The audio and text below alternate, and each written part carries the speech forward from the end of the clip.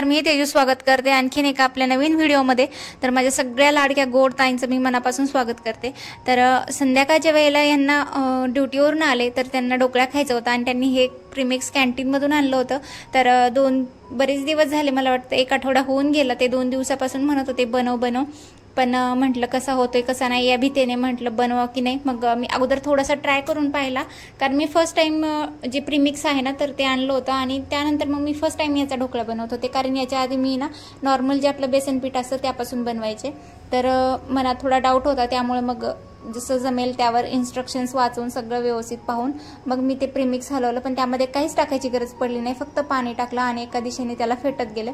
तर खूप जास्त सॉफ्ट झालं होतं आणि मग माझ्याकडे ना आता हे इग्नोर करा वाटीमध्ये टाकले मी, त्याचं कारण पण तसंच आहे, कारण इथे क्वार्टरमध्ये असल्यामुळे जास्त काही भांडे मी इकडे आणलेली नाही येतं आणि नॉर्मल जो आपला कुकर आहे तर तो आहे, पण त्यामध्ये पातेलं बसत नाही आणि जर पातेलं कढईमध्ये ठेवलं तर ते कढईच्या वरती जाते। त्यामुळे मग मी सिंपल अशी आयडिया केली की चाळणीमध्ये 2 वाट्या ठेवल्या। तर मी याला कमीत कमी 10 मिनिटं शिजवून घेतला। तर मी त्याला जो चाकू असतो तर त्याच्या साहाय्याने मी अगोदर त्याला चेक करून पाहिलं।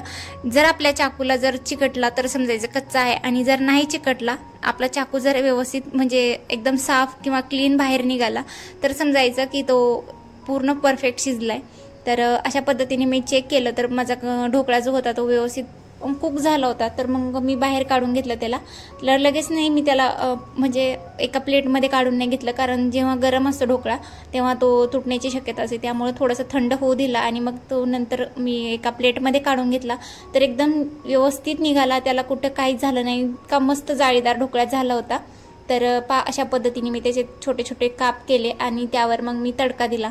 तर तडका पण कसा दिलाय ते मी तुम्हाला व्हिडिओमध्ये पुढे दाखवते।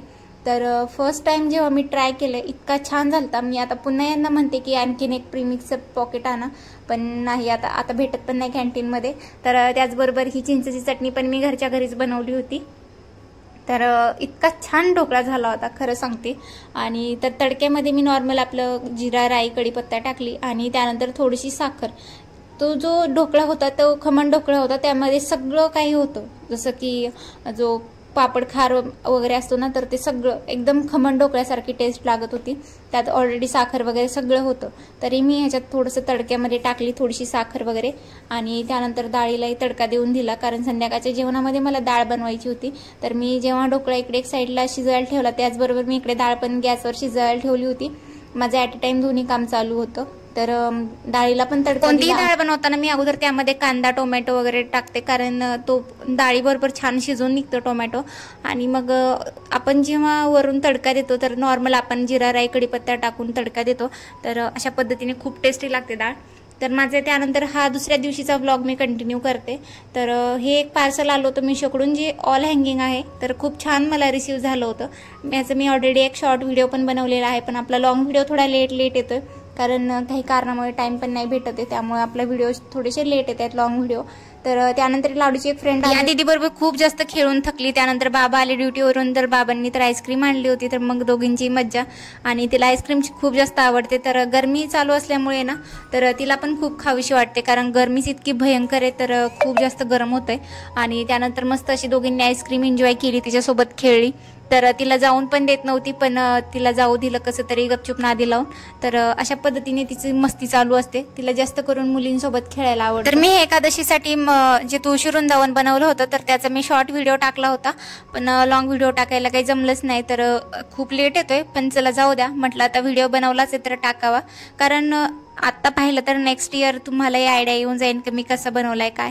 तर मी बनवतानाही शॉर्ट व्हिडिओ बनवलाय, तर तुम्ही नक्की जाऊन पाहतो। तर ह्याला कलरिंग वगैरे करत होते, कारण याला ओरिजिनल मला टच द्यायचा होता, ट्रेडिशनल थोडासा।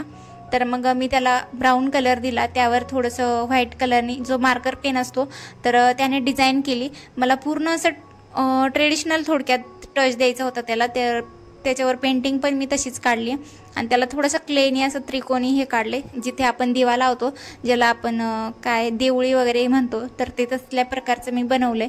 तर थोडासा लुक पण त्याने छान येतोय म्हणून, आणि वाटलं पण पाहिजे की हां तुळशी वृंदावन आहे म्हणून। तर बरंचसं थोडंसं त्या जे काही काम होतं क्लेचं तर ते केलं आणि त्यानंतर वरून पण थोडीशी अशी डिझाईन लावली, जेणेकरून थोडंसं असं सुनं सुनं वाटत होतं। तर म्हटलं चला वरच्या बाजूने पण त्याला थोडीशी डिझाईन करावी, तर छान वाटेल. तर कलरने तर नाही केलं मी, पण जो व्हाईट मार्कर होता तर त्यानेच मी डिझाईन बनवली. तर खूप छान दिसत होती ती. तुम्ही नेक्स्ट म्हणजे पुढे जेव्हा कधी बेबींचं फोटोशूट वगैरे असेल तर तेव्हा तुम्ही हे नक्कीच बनवू शकता. कारण काही मुलांना स्कूलमध्ये ॲक्टिव्हिटी पण असतात की वेगवेगळे आपले जे हे असतात पारंपरिक सण उत्सव, तेव्हा अशाच प्रकारच्या काहीतरी क्रिएटिव्हिटी किंवा ॲक्टिव्हिटी मुलांकडून करून घेतल्या जातात. तर तेव्हा आपण मुलांना असं पण बनवून देऊ शकतो आईस्क्रीमच्या स्टिक्सपासून. तर जेव्हा पुढच्या वेळेस कधी आषाढी किंवा कोणती एकादशी येते तेव्हा आपण बेबींचं फोटोशूट तर करतो. आता हे इथे जम्मूमध्ये तर हे असलं काही मिळत नाही, आपल्या इकडे तर इझिली अवेलेबल होऊन जातं कुठेही एखाद्या शॉपमध्ये, पण इकडे हे मिळणं मुश्किल आहे. त्यामुळे असं बाहेर राहिलं की हे सगळं आपल्या हातानेच बनवावं लागतं. आणि मला खूप जास्त हौस होती की लाडूचं फोटोशूट करायचं आणि तिला नऊवारी घालून तिला जे आहे ते पूर्ण ओरिजिनल रुक्माई बनवायचं. तर त्यासाठीच मी एवढी मेहनत घेतली आणि ते हे तिच्यासाठी तुळशी वृंदावन बनवलं. पण खरंच खूप छान आहे. याला आपण म्हणजे नाही का एक शोपीस म्हणून पण घरात ठेवू शकतो, कारण ती ओरिजिनल दिसते, इतकं छान दिसत होतं. तर मी देवघरावरच ठेवलं माझ्या देवघराजवळ, आणि त्यामध्ये एक तुळशीचं झाड लावलं होतं ते तात्पुरतं एका छोट्याशा ग्लासमध्ये. नंतर मी ते काढून बाहेर ठेवलं, पण हे तुळशी वृंदावन मी असंच इथं घरात ठेवले. तर खूप छान वाटत होतं. त्यानंतर राहिलेली कामं आवरली, कारण दिवसभर माझा दुपारचा जो पण फ्री वेळ होता तो त्याच्यातच गेला माझा सगळा. तर बाकीची राहिलेली कामं तर ते सगळं केलं, कारण लाडू खूप जास्त पसारा घालते सगळ्या घरात, आणि तिचे जे पण टॉयज आहेत ते फक्त खाली घेते. खेळायचं तिचं एक म्हणजे शून्य खेळते, पण फक्त ते वरचे जे ह्याच्यात मी टाकलेले जे खेळणं आहे ते फक्त हाताने खाली ओढून घ्यायचं आणि खाली बेडवर पसारा करायचं, एवढंच तिचं टार्गेट असतं. पण मला ते व्यवस्थित ठेवावं लागतं, कारण सारखं ते बेडवर राडा पसारा दिसलं की असं वाटतं की घरच आवरलं नाही. त्यानंतर तिचं पण इव्हिनिंगचं झोपेतून उठल्यानंतर तिच्यासाठी मला खायला बनवायचं होतं. तर मस्त असा इन्स्टंट डोसा बनवायचा होता, कारण तिला डोसा खूप जास्त आवडतो. आप्पे किंवा डोसा असंच तिला आवडतं, आणि ते तिला मी प्रयत्न पण करते देण्याचा. आणि त्यामध्येच मी थोडंसं गाजर किंवा बीट असेल तर बीट, कांदा, टोमॅटो अशा जे व्हेजिटेबल्स तिच्या आवडीच्या आहेत त्या मी त्यामध्ये टाकते.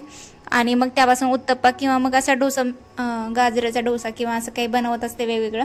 तर त्याचबरोबर माझ्यासाठी मी चहा पण ठेवला होता, आणि त्याचबरोबर तिचा डोसा पण बनवून देत होते.